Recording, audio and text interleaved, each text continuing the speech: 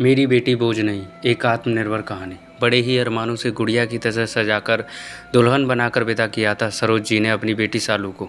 अच्छा परिवार, सभ्य और सुशील लड़का जानकर ब्याह दिया था सालू को शेखर के साथ।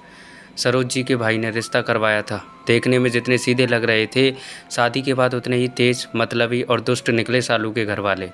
जैसे हमारे देश में ज़्यादातर घरों में लड़कों के अवगुणों को छुपा लिया जाता है, उसी तरह शेखर के अवगुणों पर पर्दा डालकर बहुत ही सभ्य और समझदार लड़का बनाकर पेश किया गया। लेकिन शादी के कुछ ही महीनों में सब साफ हो गया। दहेज के लालची और मतलबी लोगों के बीच फंसी सालू सास ननद के ताने तो सह लेती, लेकिन शेखर शराब पीकर जो नाटक करता, गाली गलौज और विरोध करने पर मारपीट पर उतर आता, उसे ज़्यादा दिन तक सह नहीं पाई सालू, और अपनी माँ को सब कुछ सच सच बता दिया। सरोज जी ने जब बेटी की आंखों में छिपे आंसुओं के समुद्र को देखा, उसके दिल में छिपे अपार दुख को देखा, तो टूटने की बजाय अपने आप को और भी ज़्यादा मजबूत बनाया और ले आई अपनी बेटी को इस नर्क से निकालकर, जहाँ नौकरानी से बढ़कर कुछ नहीं थी उनकी फूल सी बच्ची। हंसती खेलती चुलबुली सालू की रंगीन दुनिया को कैसे बेरंग कर दिया था उसके ससुराल वालों ने मिलकर, इसे भली भांति समझ रही थी सरोज जी। अगर पति साथ देता और अच्छा व्यक्ति होता तो छोड़ आती उसे वहाँ, लेकिन पति तो और भी ज़्यादा दुष्ट निकला ना। उन लोगों के रिश्ते में प्यार था ना, एक दूसरे के प्रति निष्ठा बस सालू ही निभा रही थी, वो भी दिल से नहीं, मजबूरी में।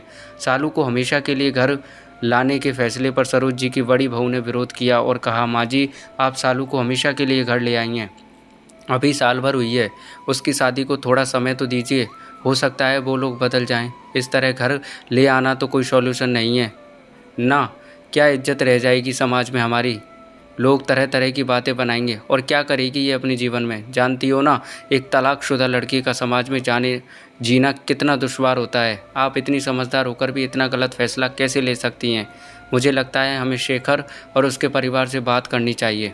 जेठानी जी की बात सुनकर छोटी बहू ने भी यही कहा। मम्मी जी, मुझे भी यही लगता है, हमें अभी इस बारे में सोचना चाहिए। 1 साल के रिश्ते में तलाक, लोग क्या सोचेंगे। दोनों बहुओं की बातें सुनकर सरोज जी ने कहा, समाज क्या कहता है, क्या सोचता है, ये तुम लोगों ही सोचो।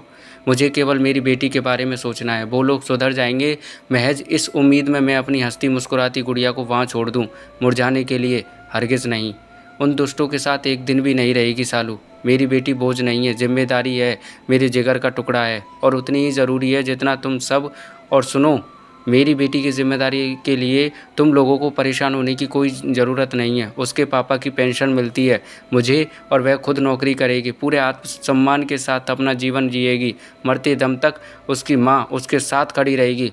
तुम लोगों को साथ देना है तो दो, नहीं देना है मत दो। और रही बात तलाकशुदा बेटी के समाज में जीने की, तो सुन लो मेरी बात, अगर एक बेटी के साथ उसकी माँ खड़ी हो, उसका परिवार हो, तो कोई परेशानी नहीं होती उसे। अपनी माँ के आत्मविश्वास को भरे शब्दों को सुन सरोज जी के दोनों बेटों ने कहा, माँ, हम आपके साथ हैं, हमारी शालू कहीं नहीं जाएगी, जैसे पहले रहती थी वैसे ही रहेगी, और भविष्य में कोई अच्छा जीवन साथी मिलेगा इसे तो दोबारा शादी करवा देंगे, लेकिन उस दुष्ट के साथ नहीं रहने देंगे।